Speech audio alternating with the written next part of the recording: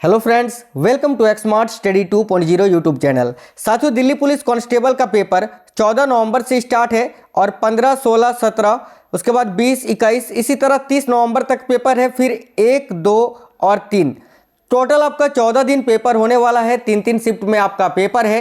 तो आज का जो ये क्लास है, देखिए दिल्ली पुलिस के लिए स्पेशली टॉप 51 जीके जीएस के क्वेश्चंस आपको करवाएंगे सामान्य अध्ययन का, जो कि अति महत्वपूर्ण प्रश्न होगा।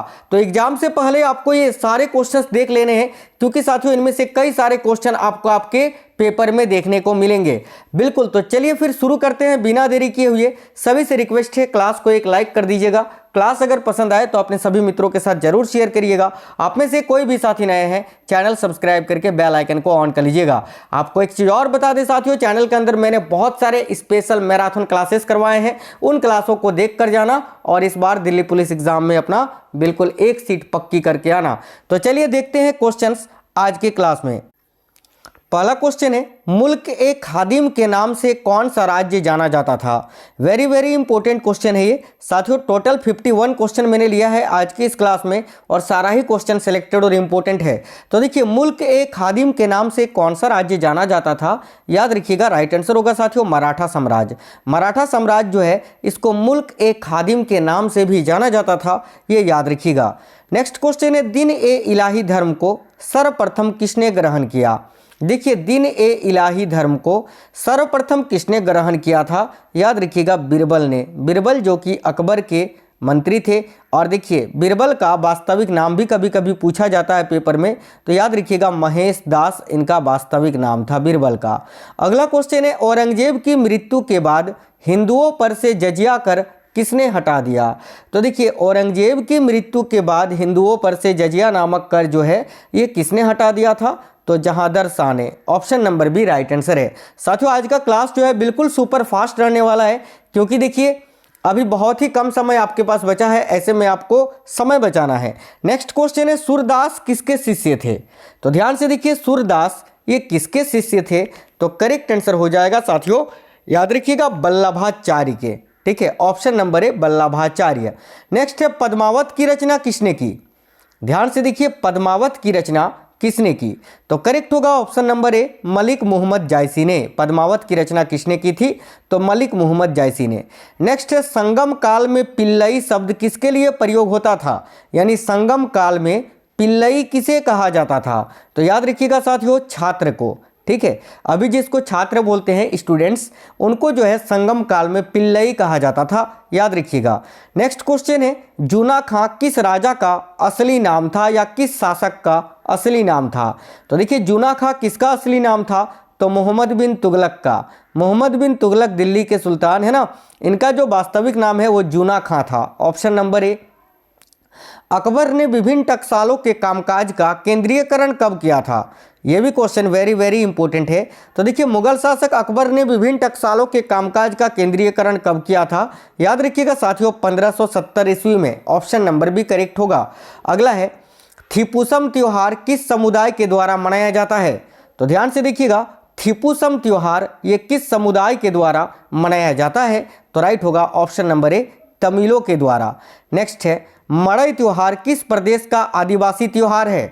तो देखिए, ये मड़ई त्योहार जो है एक आदिवासियों का त्योहार है, लेकिन बताना है आपको कहाँ का, तो राइट आंसर होगा ऑप्शन नंबर सी छत्तीसगढ़ का। नेक्स्ट है, चीन में सुई जियो बाबा के रूप में जारी इन फिल्मों में कौन विदेशी फिल्मों में सबसे अधिक कमाई करने वाली भारतीय फिल्मों में से एक है।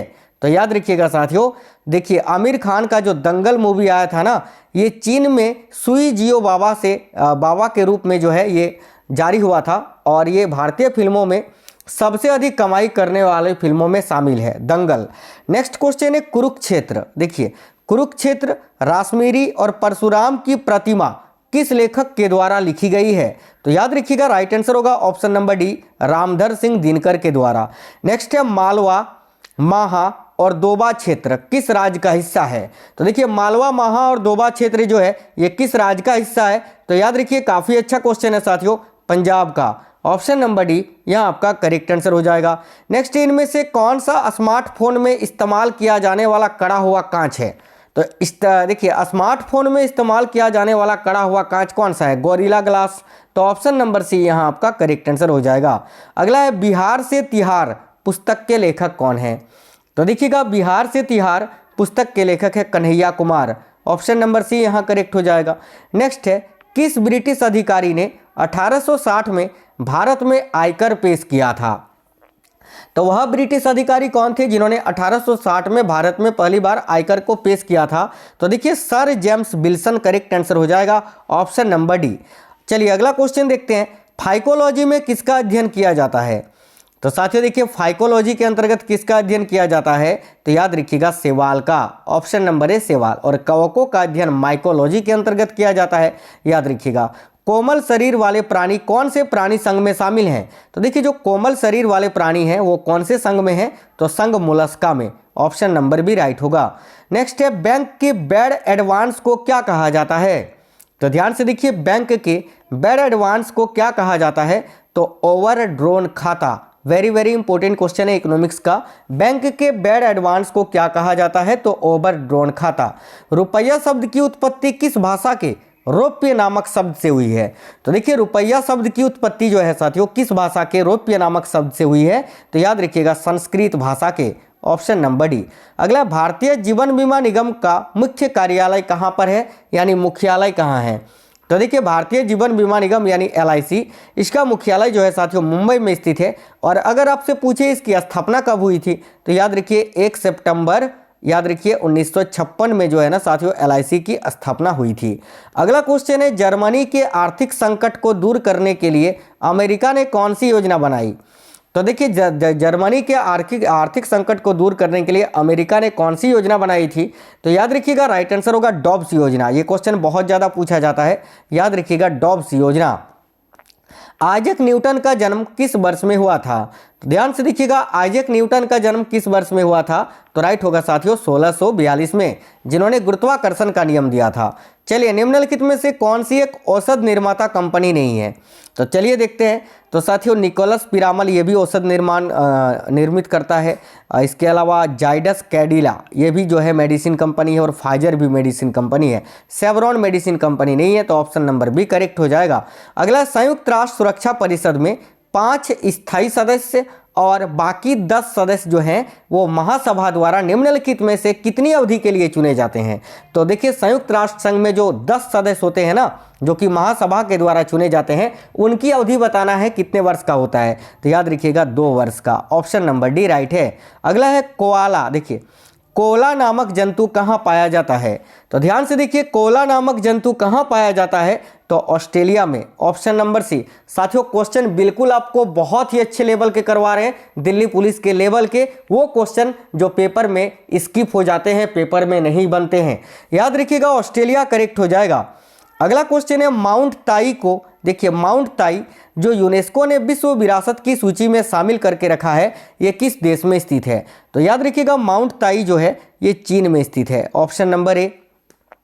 इनमें से कौन खिलाड़ी प्रो मुक्केबाजी हैट्रिक स्कोर करने वाले प्रथम भारतीय बन गए हैं? यानी इनमें से कौन से खिलाड़ी हैं जो प्रो मुक्केबाजी में हैट्रिक स्कोर बनाने वाले प्रथम भारतीय हैं? तो देखिए राइट आंसर होगा विजेंदर सिंह। ऑप्शन नंबर ए विजेंदर सिंह, याद रखिएगा। अगला मड्रेका कप किस खेल से संबंधित है? तो साथियों देखिएगा मड्रेका कप का संबंध किस खेल से है? तो फुटबॉल से। Option number C. अगला डबल फोल्ट शब्द किस खेल से संबंधित है? तो देखिए डबल फोल्ट शब्द जो है ये किस खेल से संबंधित है? तो टेनिस से। Option number B tennis. अगला क्वेश्चन है अंकिता रैना किस खेल से संबंधित है? तो ध्यान से देखिए अंकिता रैना ये भी टेनिस खेल से संबंधित है। ऑप्शन नंबर डी करेक्ट हो जाएगा। अगला है पुस्तक फ्लाइट इनटू फियर का लेखक इनमें से कौन है? तो फ्लाइट इनटू फियर इस पुस्तक के लेखक कौन है? याद रखिएगा किरण बेदी। किरण बेदी भारत की प्रथम महिला IPS अधिकारी। अगला क्वेश्चन है ओपेक का पूरा नाम क्या है? यानी ओपेक का फुल फॉर्म आपको बताना है। तो देखिए ओपेक का फुल फॉर्म होता है oil and petroleum exporting countries. Correct answer होगा साथियों ऑप्शन नंबर ए। एक सेकंड साथियों, एक सेकंड है ना। देखिए ओपेक का फुल फॉर्म पूछा है, ऑयल नहीं होता है यहाँ पर। यहाँ पर जो है ना ऑप्शन नंबर बी करेक्ट होगा। देखिएगा, देखिए organization of petroleum exporting countries, option number B यहाँ आपका करेक्ट होगा। इसको साथियों सुधार लीजिएगा, organization of petroleum exporting countries. चलिए आगे देखिएगा, राष्ट्रीय पक्षी दिवस हर वर्ष कब मनाया जाता है? तो ध्यान से देखिएगा, राष्ट्रीय पक्षी दिवस हर वर्ष 12 नवंबर को मनाया जाता है, ऑप्शन नंबर बी। अगला क्वेश्चन है, कर्नल क्लाइव को गधा या सियार की संज्ञा किसे दी गई थी? तो देखिए कर्नल क्लाइव को गधा या सियार की संज्ञा किसने दी थी? तो यहाँ आपका करेक्ट आंसर क्या हो जाएगा? याद रखिएगा, मीर जाफर ने, ऑप्शन नंबर सी करेक्ट होगा। अगला, इलाहाबाद की संधि जो कि 1765 में हुई थी, इसके बाद रॉबर्ट क्लाइव ने मुर्शिदाबाद का उपदीवान किसे बनाया था? तो याद रखिएगा, मोहम्मद रजा खान को, ऑप्शन नंबर ए। नेक्स्ट क्वेश्चन है, प्लासी के युद्ध के बाद भारत के लिए शाश्वत दुख की काली रात का आरंभ हुआ, यह किस बांग्ला कवि का कथन है? तो देखिए ये कथन किसका है कि प्लासी का युद्ध जो कि 1764 में हुआ था, इसके बाद भारत के लिए शाश्वत दुख की काली रात आरंभ हुआ। तो इसको कहा था साथियों नवीन चंद्र सेन ने, याद रखिएगा, ऑप्शन नंबर सी यहाँ आपका करेक्ट आंसर होगा। इनमें से किसने पुर्तगालियों से सॉल्सेट एवं बैसिन के द्वीपों को छीना था? तो राइट आंसर होगा बाजीराव प्रथम ने, ऑप्शन नंबर बी। मराठा साम्राज्य की सबसे बहादुर महिला कौन थी? तो देखिए मराठा साम्राज्य की सबसे बहादुर महिला थी Tarabai, option number B correct हो जाएगा।